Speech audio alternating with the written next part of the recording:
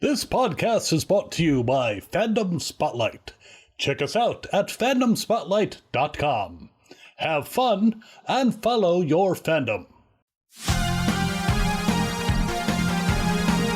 Last time on Dragon Ball for Life.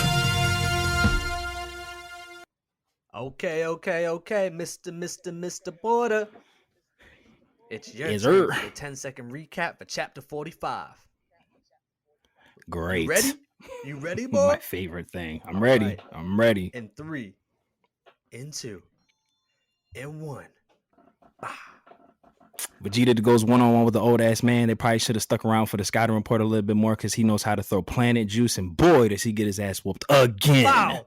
10 seconds. Let's go. Ha ha!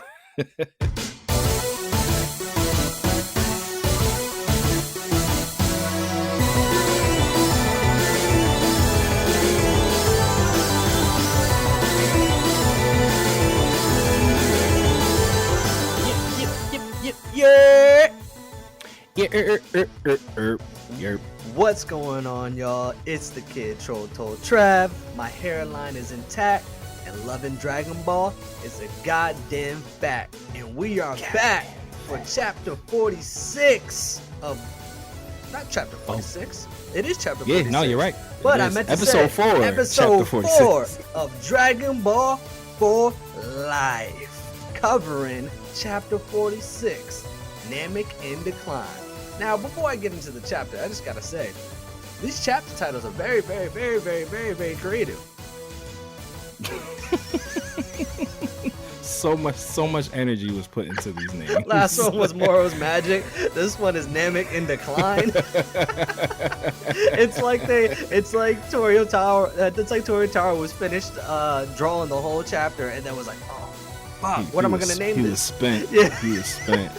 Yo, it's gonna get to a point where it's gonna be like chapter 800. Y'all just pick a name. Yeah. It's gonna be the name of the chapter. It's just gonna be brackets and say choose your own chapter title.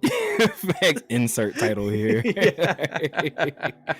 it's gonna give like a link for you to like vote for a name of the chapter. Right, like, right. Some You shit. sit here, y'all. Just figure it out. I'm done. I've worked my ass off for hours and hours. But Facts. we start off chapter 46. Leave right off where Moro. Oh, I'm not here. You're not gonna tell the people that I'm here Oh, too. I'm just so excited to get into the chapter because Try to say, yo, 4 episodes in, fuck this teamwork. I'm going solo. yo, it's Choto Trav. You know what I'm saying? Well, nah, just kidding. You dig me? My co-host, please let the people know in case they forgot who you are. Rogue One checking in. Bro Jeter, the prince of all sayings, Mr. Matty Ice. Thank you for having me, good sir. Because it's your show now. Well, we are covering chapter 46, so I just wanted to get right to it because Mr. A Mike, give it to him. I'm just saying Namek's in decline, so I'm trying to make sure it's not in decline anymore. You know what I'm saying? Where would you have ever got that idea that Namek's in decline? I don't know. So, we last left off where, Moro, he just ate up the energy that he had collected from the Namekians. Goku and Vegeta just learned that, he can take our energy too, even though Goku had just sensed when he found Moro that he sucks Like up a- lives. Like a buffet. Like, what? Like a buffet.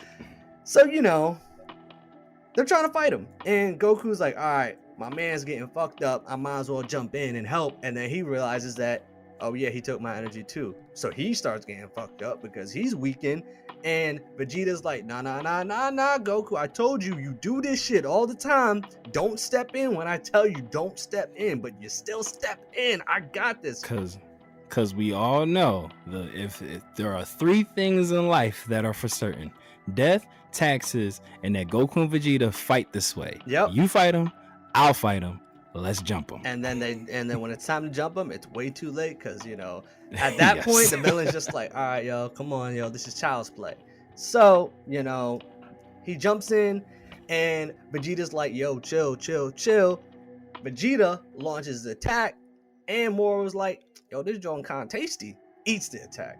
eats it. Deep throats the Gallic gun, double entendre. Don't ask I'm me saying how. Moro a freak boy. He a freak boy. Moro is a freak. No teeth. Yeah, right. No teeth. Right. So, that's like, at that point of the fight, everyone's like, yo, how are we gonna beat this dude if he's just gonna eat up all of our attacks? But then, right when, things are so dire, we get a little pan over to fight break. Our favorite guy, or one of our favorite guys, who, we were wondering what he's doing, Mr. Beerus. We go back to his planet, and Mr. Beerus, he's chilling, doing his job. Not really, because he never does his job. So he's chilling. He says he's bored. Whis, he's looking at his staff. He's like, oh, yo, we got a problem, or we could have a problem. This planet eater, he's causing havoc on New Namek. And then this was funny. Beerus was like, oh, another guy about to do my job for me? Bet. He said, bet.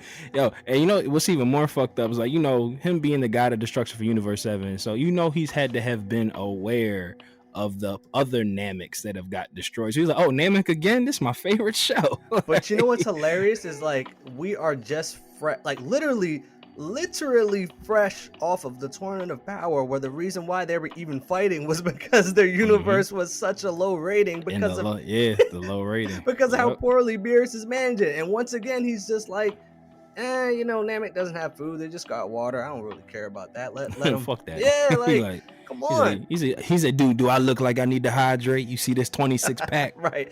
And meanwhile, he don't know his two homies. They getting fucked up. As much as Whis knows. Yeah, Whis is like, all right, because Whis got to play neutral all the time. He's just like, yep. All right, I won't. He can't get involved. Yeah, I won't say anything. Foreshadowing. So that was a nice little just pan over to Beerus and Whis, because they're intricate characters of the show now.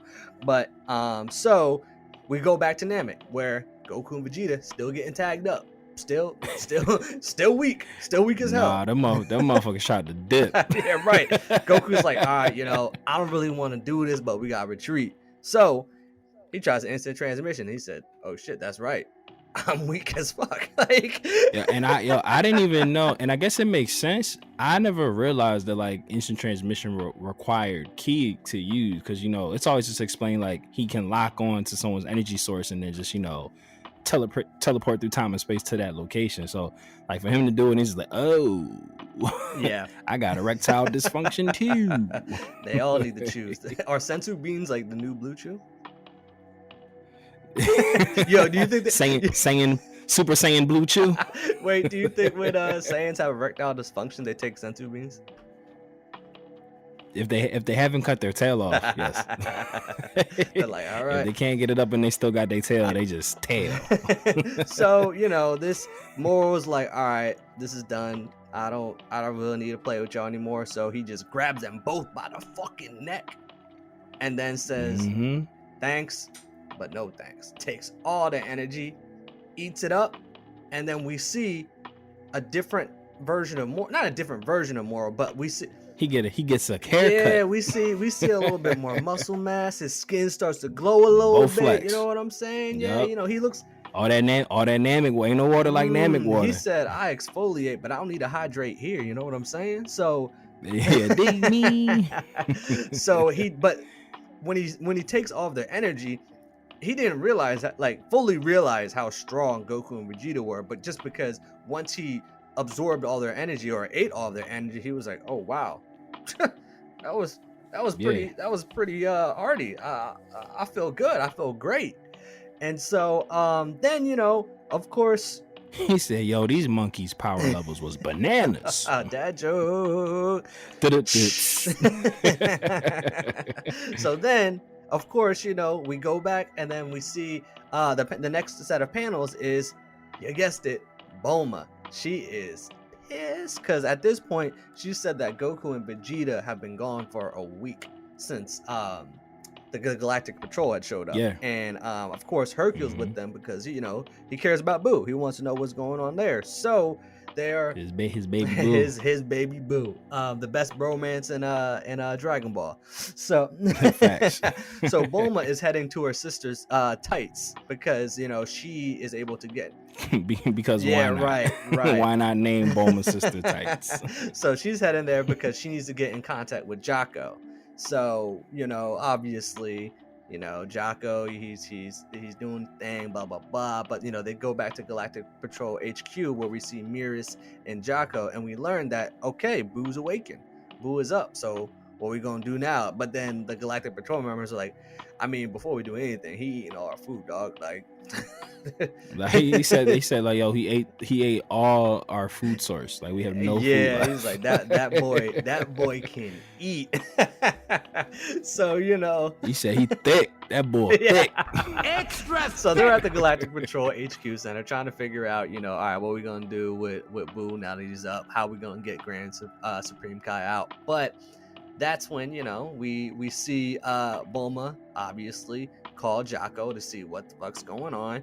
Jocko's like, yo, they just left and went to go fight Bull. I tried, like they didn't know anything about him, but you know how they are. He said, yo, I know him, but I don't know him. Like they don't tell me what they doing. Like, Jocko's like, yo, I don't they're on Namek. I think they're still alive. Yeah, he's like, if I was a betting man. Yeah, Bulma's like, yo, I just had bra, and this man just going dip and leave. What kind of this isn't the Vegeta I know. This isn't the father Vegeta I know. Like it's no big deal. The good father. This some Goku shit. This some real ghetto Goku shit right now. And isn't it funny too that you could just Chi-Chi's just so used to Goku not being around. She don't even look for Bull. My man missing for a week. She like, oh yeah, that's Goku. She's like, he'll be back. He'll be back. He always come back. He always come this back. This man on another planet getting fucked up, and she's just like, he'll show up. we did skip past one part that isn't super duper consequential, but after Moro done put the hands and the feet all over Goku and Vegeta and suck their souls, literally suck their souls. Whoa. Cranberry vodka comes back. Cause now that the fight's over, he's like, I really wasn't leaving you. You my man. I really wasn't gonna leave you. Come back. I was making sure the engine was running. Different atmosphere. We want the car to seize up. Now we stuck here. We gotta walk. And Cranberry Vodka actually happened to keep a scouter, of course, cause plot protection. Am I right? And Maro was just like, now that I'm done fooling around with these kids, let's get to business. I want these Dragon Balls. How we gonna find them? And Cranberry Vok happens to have a scouter, an old school Freezer Force scouter that is able to detect life force beings, and they pretty much pinpoint where all 7 villages are at. And Maro and Cranberry Vok go off on a journey to genocide and take these Dragon Balls. Yo, isn't it funny that scouters are still relevant? Bro. I think it's just because they look cool. Yeah. You think they be getting updates like iOS? Yeah, in fact, no, that shit still don't go past 9,000. Yeah. He's still got the old scouters that break at power level 9,000. Like Eska's probably over 9,000. They're like, oh my god, everyone's so strong.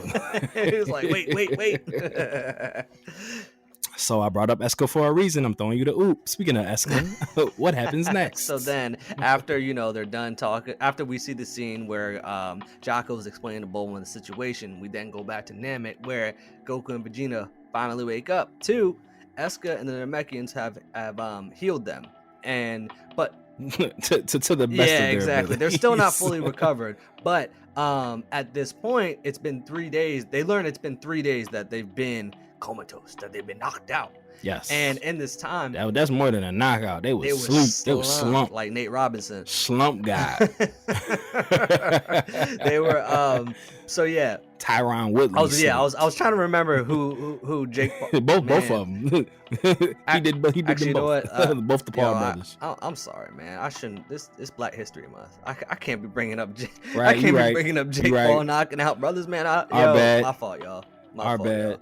Unless you've gone back and listened and it's not February, then the reference stands. But if it's February still, skip past that. So bad taste on our part. Just make sure y'all listen to it in February, all right? Exactly. If you a day one, for y'all if who you are a day listening, one fan, exactly.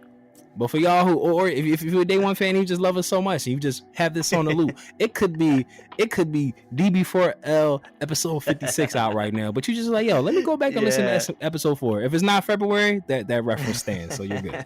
But no, we don't discriminate. If you're a new fan and you tune in June, it's all good. It's all good. Much appreciated. We love you. We love you just as much. Exactly. Just as much. So we love all the lifers. In this 3-day span, Moro has actually, I don't know if they just did this on purpose, but he has raided and slaughtered 3 Namekian villages and has 3 Dragon Balls in this time. And like but I don't know. Which I'm hoping in the anime they show that, because I feel like it would be pretty dope. But not that slaughter's cool, but did you think it was kind of funny of like a god tier villain, like power level wise, was just going like kind of like patrol, like flying through the planet with Cranberry picking off like did you like wouldn't you think like it would just be done a lot quicker and easier? But when him and Cranberry Vok had pinpointed where the villages were at, I thought he was just going to get them things like right there in that moment, just bang. Now he could be like on his like perfect Cell tip, where remember when Cell first became perfect, he was like, I like this form. I'm a break the creases, I'm gonna let me see what I can do in this. See how I feel in this. I kind of feel like Moro got a little bit of youth. Let me kick Krillin. You can see what's up. Moro got a little youth back, and he's just like, all right, you know what, Cranberry, I'm gonna let you turn on the GPS and lead us, and then I'll take care of the villages when I get there. You know what, Trav? I'm calling it now. I think that's exactly how they're gonna play this in the anime, like having him being younger again, just kind of just volleyball kicking the Namekian, and just like, he's like, I done got my swagger back. I mean, to be fair, he has been locked up for 10 million years, so I get 10 million years. So I can understand why you might want to take in the fresh air, take your time in your genocide. Facts. Like, I get it. Ain't no water like the Namekian water. I'm saying. So, obviously Goku and Vegeta, they learn about this and like, yo, we gotta get there. Vegeta tries to go, and he's just like, oh, I'm still a little fucked up right now. He's like, them 3 days ain't do nothing for you, like, man. they're still not in any shape to fight. So, but the Namekians that are working on Goku and Vegeta, they feeling good. They said, nah, it's okay. We heard Trav and Matt talking shit. They said that they should wish for a strong fighter. They should wish for someone to protect us. But nah, we don't need that. We got us. Don't need that. We got us. They said we got Ali Boumaier. They said we got the Muhammad Ali and the Namekians. I ain't talking Piccolo on standby. And we actually get a name for what they do. It's assimilating, right? Yep, I believe that's what the Namekians gonna assimilate. Isn't that like a bad word? Like I think there's like negative connotations behind the word of assimilate. It has to do like, I feel like when the range. I feel like when you take over a country, like you make the population like assimilate. I think I could totally. I mean, it can be used in that reference, definitely. Yeah, that's maybe that's the only way that I've ever heard it used. That's the dark thoughts about assimilation. Nah, because like I said, I feel like Toriyama be trying to make a Namek be like the Middle East, like just shitting on them all the time, just bombs over Baghdad every second. We need to get a Toriyama interview and just ask nothing but Middle East questions. What's your problem with with the West, with the Eastern Hemisphere? Have you ever visited Saudi Arabia? What are your thoughts? Like, did you have a bad experience there, and it's just coming out through your writing? Was it a bad layover? What's going on? Like, I've seen Will Smith in Saudi. It looks amazing over there.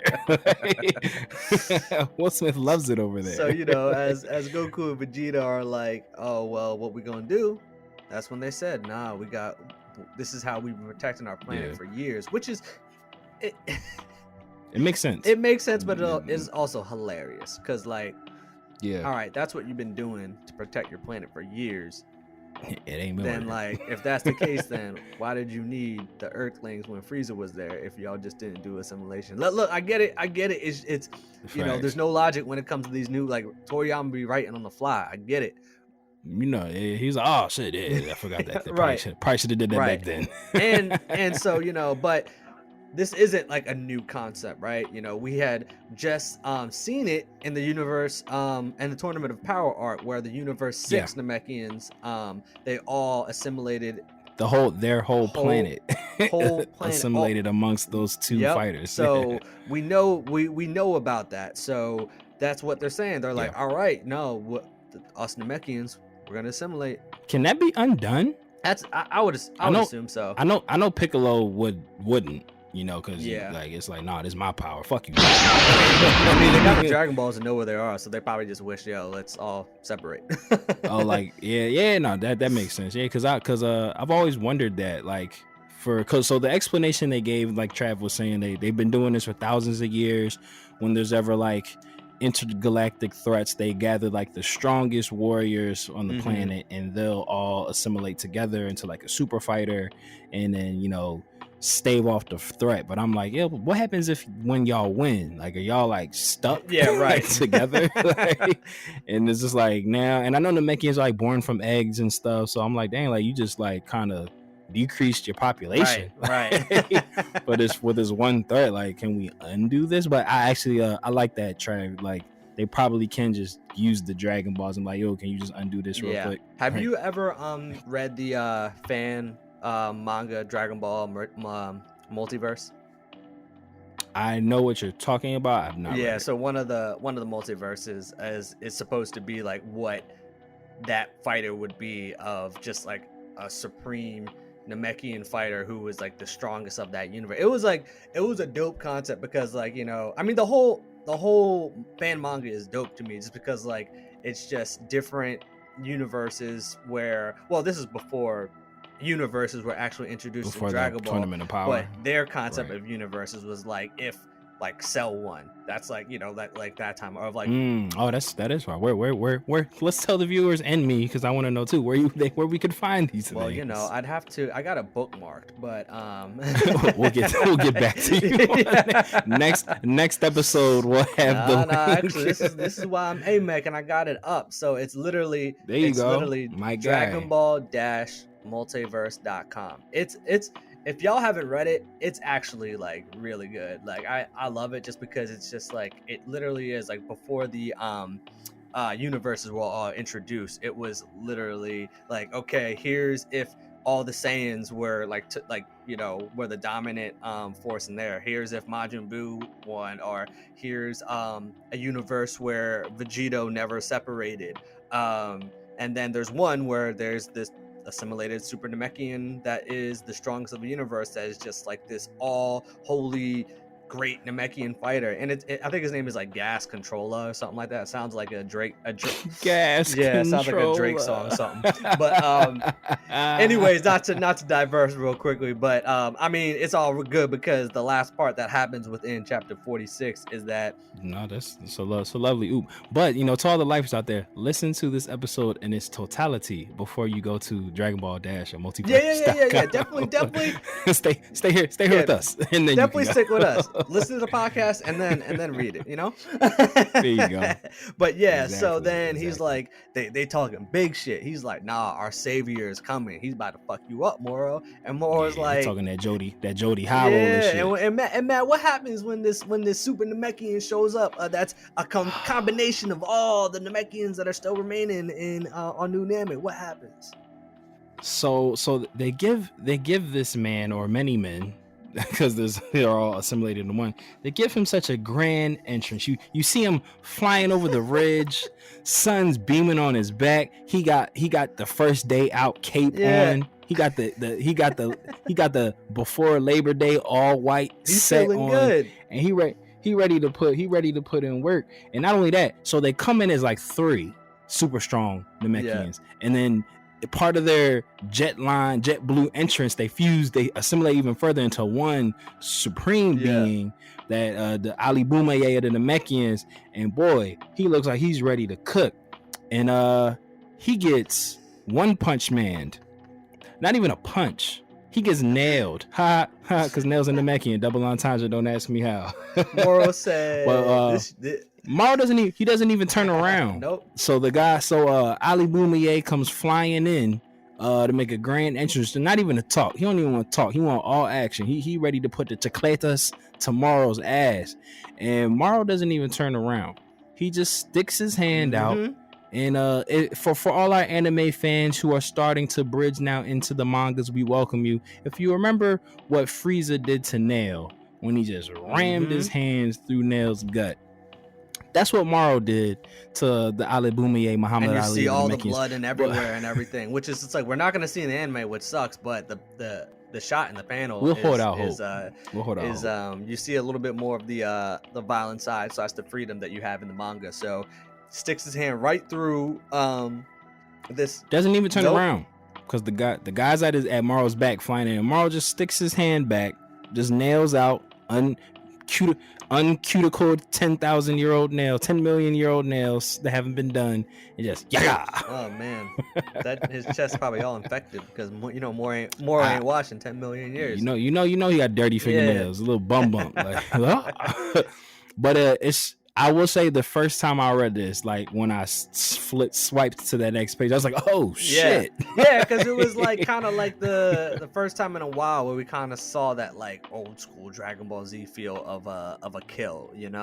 Like it felt very. I mean, it really felt like the Frieza Namek saga. Like it really kind of felt like that. The deaths on Namek during the Namek saga were wild. Yeah. Like. Especially like when Vegeta, that's what I call him. We close Vegeta, my man Vegeta. When he like crushed Berta's neck, like when Berta was just unconscious, he's like just came down. Like, or when third form Frieza had Krillin's chest through his horn, and he's just like dancing, like just. Oh yeah, just flinging him around. Yeah, no, exactly. So it's definitely was wild, and then he says like the most G shit ever. He's like, he's like, did this happen to be your savior? He's like, I wasn't sure. He's like, I didn't get to see his face. that was tough. That was tough. So Mr. Porter, what do you give out of 7-star Dragon Balls this chapter? All right, out of 7 stars, just off that last kill. And the quote, I'm slick. The quote, I just pulled up the panel real quick. So he goes, "Okay, was this your savior by chance?" And then the panel shows the bull just dead as fuck. And then everyone's like, and then he goes, "Apologies. He was dead before I could even see his face." And that's how the chapter ends. That's tough. Yo, and then the one panel where he still got his arm through it, it says like drip, like the blood coming out. But didn't mean to cut you off. So yes, dear. No, you good, bro. 7-star Dragon Ball review. The last page, I'm giving like a 7. Just that very last page, I would give a 7. But this page as a whole, as dope as that finale was, I'm probably going 3. Yeah, because a lot really didn't happen. It was a lot of comedy, which Dragon Ball Z is known for that, and I'm sure when this goes to anime, these fights might be drawn out a little bit more. So that little cut into like Beerus fishing and talking to the Oracle fish and Bulma going to Tight's house or Hercule and stuff, it'll probably play out a lot funnier than what it reads.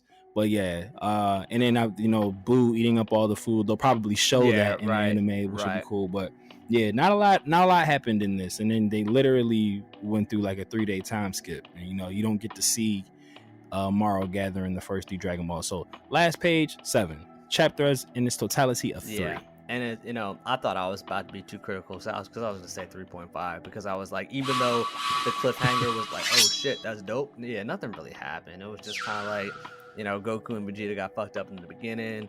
Beerus doesn't do his job. Bulma tries to find where her husband's at, and then Moro is just chilling, slaughtering villages and collecting Dragon Balls. So there wasn't really too much that happened. It wasn't like I when I was reading it back, I was still like, meh, all right. Yeah. Because I think I remember when I first read this, I was kind of like, when we got to this chapter, I was kind of like, all right, let's pick it up a little bit. What are we doing here? Because I don't know. It just felt like, oh, we got another strong villain that just like it just doesn't feel. The story just doesn't feel that deep. Not saying like Dragon Ball really is ever really that deep, but it just like it just popped up out of nowhere. We got the brief background on him, and now it's just kind of like, all right, let's get this guy out of here. Let's get him locked up again. Yeah.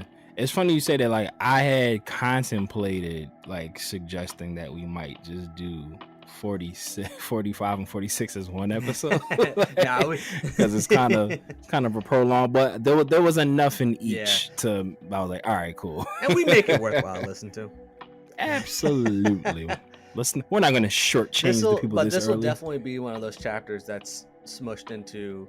That's going to be combined with multiple episodes. I mean, multiple chapters in an episode. Yeah, so this is definitely going to be one of those. So, yeah, I mean, you know, there's not much else to say on this. I mean, y'all know what it is. Follow us at DB4L_pod.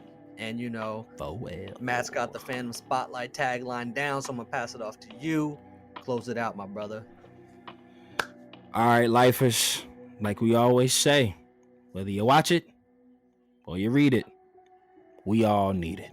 So follow that fandom right on back here, and we will see you next time on Dragon Ball Faux Life.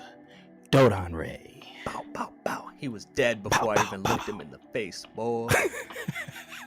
He ugly as shit, I can tell. He said, ski mask, give me all that. He dead. Shout out to super producer Mikey. Get her out. We love you, Mikey. Love you, Mike.